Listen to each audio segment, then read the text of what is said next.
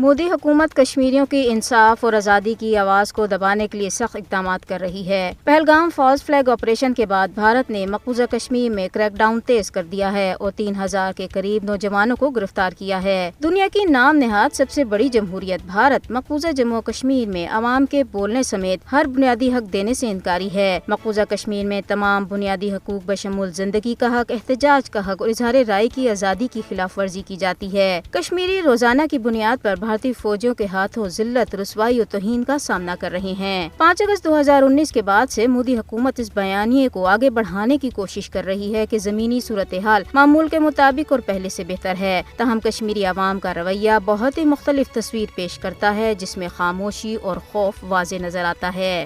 ظلم و جبر کے بعد بھارت کی نسل پرست حکومت اب ہر اس کشمیری کو خاموش کرانے پر تلی ہوئی ہے جو سچ بولنے اور بھارت کے مظالم اور اس کی نوآبادیاتی پالیسیوں کے خلاف بات کرنے کی جرات کرتا ہے۔ اگر کوئی بھارتی ظلم و ستم کے خلاف آواز اٹھانے کی کوشش کرتا ہے تو اس کے خلاف پبلک سیفٹی ایکٹ اور UAPA جیسے کالے قوانین کے تحت مقدمات درج کر لیے جاتے ہیں۔ BJP حکومت نے سچ بولنے اور لکھنے پر کئی کشمیری صحافی اور حقوق کے کارکن بھی جیلوں میں بند کر رکھے ہیں۔ اس وقت ہر کشمیری اپنے ہی وطن میں خوف اور دہشت کے ماحول میں گھٹن کا شکار ہے۔ کشمیری اقوام متحدہ کی قراردادوں کے مطابق اپنے حق خود ارادیت کا مطالبہ کر رہی ہیں، جس کے لیے انہیں انتقام کا نشانہ بنایا جا رہا ہے۔ بھارت کو سمجھنا ہوگا کہ مقبوضہ جموں کشمیر کے لوگوں کو اپنے ضمیر کی بات کہنے کا پورا حق حاصل ہے اور وہ جبر کی پالیسی سے کشمیری عوام کا گلا نہیں گھونٹ سکتا، نہ ہی اس کے غیر قانونی اقدامات جموں کشمیر کی متنازع حیثیت کو تبدیل کر سکتے ہیں۔ جائز سیاسی آوازوں کو طاقت کے بل پر دبانا اور مقبوضہ علاقے کی حقیقی صورتحال دنیا کی نظروں سے چھپانا ممکن نہیں۔ عالمی برادری کی یہ ذمہ داری ہے کہ وہ مقبوضہ علاقے میں جائز سیاسی آوازوں کو دبانے کے بھارتی ہتھ کنڈوں کا نوٹس لے۔